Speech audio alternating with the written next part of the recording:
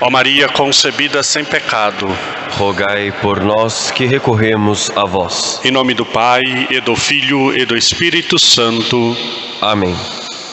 Os queridos irmãos e irmãs, nós celebramos hoje a memória de Santa Dulce dos Pobres, uma santa brasileira que nós precisamos e devemos valorizar com tanto amor e carinho, celebrando e trazendo a memória. É o primeiro ano que nós a celebramos como santa. Ela é bem conhecida pelo seu trabalho aos pobres, de um modo especial na Bahia, conhecida como o Anjo Bom da Bahia. Teve um trabalho muito bonito de cuidado e de amor aos mais necessitados. Realmente esse viés da igreja é bastante fecundo, né? Existem muitos santos e santas que dedicam a sua vida ao cuidado dos mais necessitados. Isso é parte intrínseca do anúncio do Evangelho, é parte intrínseca do seguimento a Nosso Senhor. É claro que algumas pessoas, pelo próprio estado de vida, pela própria situação e chamado próprio de Deus, é claro, tem um trabalho um pouco mais direto e talvez um pouco mais abrangente com relação a essa situação da pobreza, né?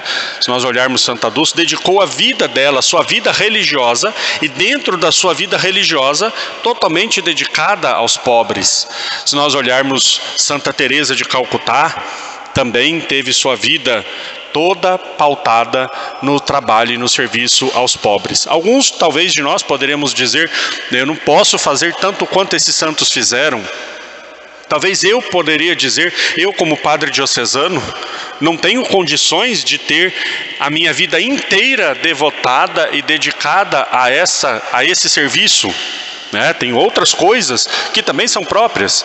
Se nós pegarmos, por exemplo, as irmãs das congregações que são responsáveis pelos hospitais, estão cuidando dos doentes, não quer dizer que não estejam fazendo caridade.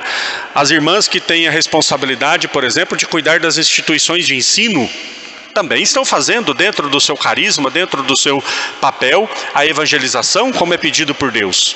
Mas esse olhar caridoso para com os mais necessitados não é um privilégio e não é uma obrigação apenas de alguns, mas é um chamado de todos. Todos nós, no nível das nossas possibilidades e capacidades, temos a obrigação de olhar para os nossos irmãos menos favorecidos. No capítulo 25, e nós lemos na antífona de entrada um trechinho, no capítulo 25 do Evangelho de São Mateus, Jesus reúne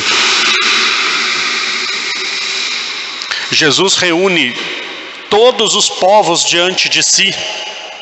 Ele diz que no final dos tempos, todos estarão reunidos diante dele, a humanidade inteira, o dia do juízo.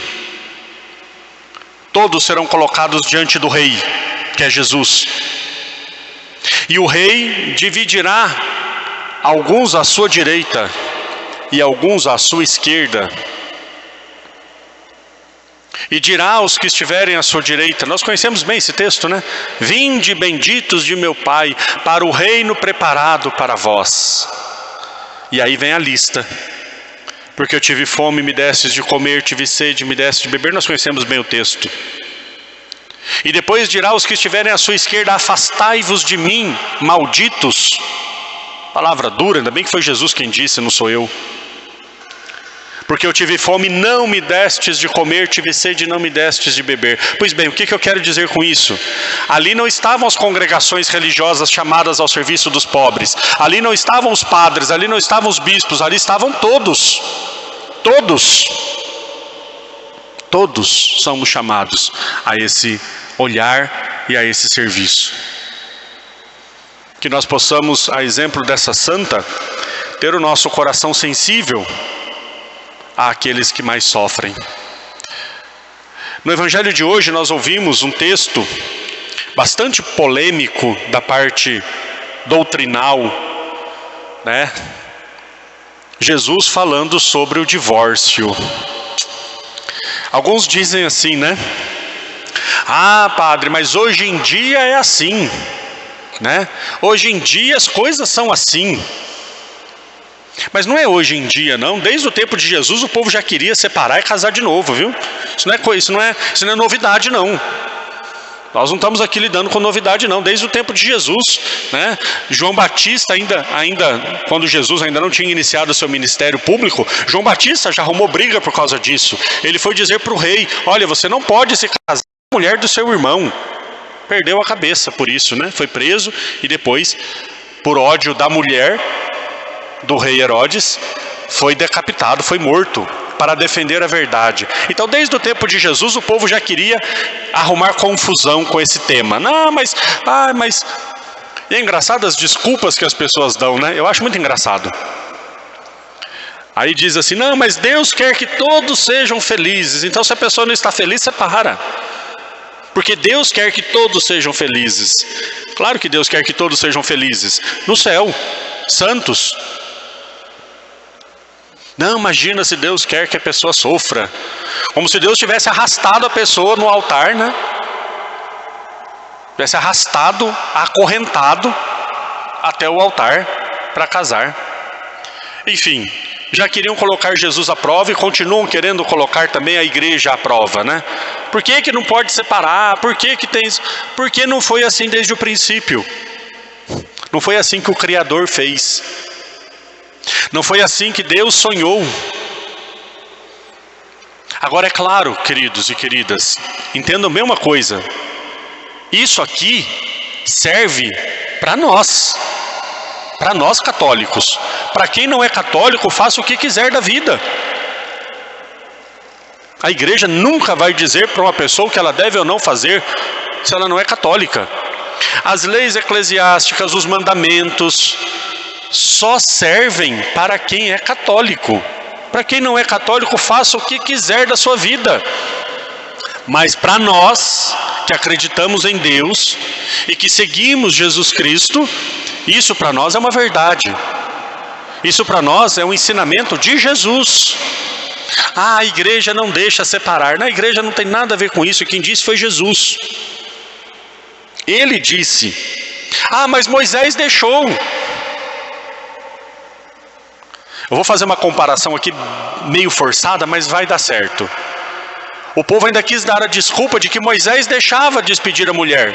O que dizem hoje? Mas se eu for no cartório eu posso me divorciar? Civilmente eu posso me divorciar. Por que a igreja não deixa? Por que Moisés deixou? Por causa da dureza do vosso coração. Mas não é assim desde o princípio. O que Deus sonhou, o que Deus quis, não era assim. Nós temos umas frases hoje que são bastante ouvidas e faladas, do tipo: meu corpo, minhas regras. Isso é a coisa mais ridícula que um católico pode dizer. Repito, eu estou falando com católicos. Quem não é católico, seja feliz, ou do jeito que puder. Eu estou falando com católicos.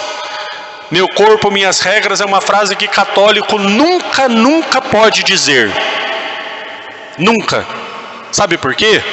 Porque São Paulo já disse: vivos ou mortos, pertencemos ao Senhor.